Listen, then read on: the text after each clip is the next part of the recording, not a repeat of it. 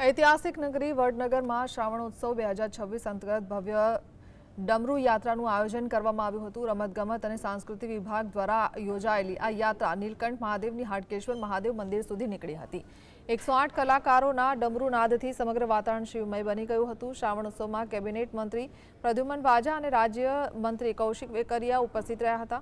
યાત્રા હાટકેશ્વર મહાદેવ મંદિર પહોંચ્યા બાદ મંત્રીઓએ મહાદેવના દર્શન કરી પૂજા અર્ચના કરી હતી। શ્રદ્ધાળુઓને શિવકીટ અને પ્રસાદનું વિતરણ કરવામાં આવ્યું હતું। આ પ્રસંગે ધારાસભ્ય કિરીટભાઈ પટેલ સહિતના અગ્રણીઓ अधिकारीओ हाजर रह्या हता। मंत्रीओए वडनगर रेलवे स्टेशन झणझणिया कुवा अने म्यूजिक म्यूजियमनी पण मजा माणी हती।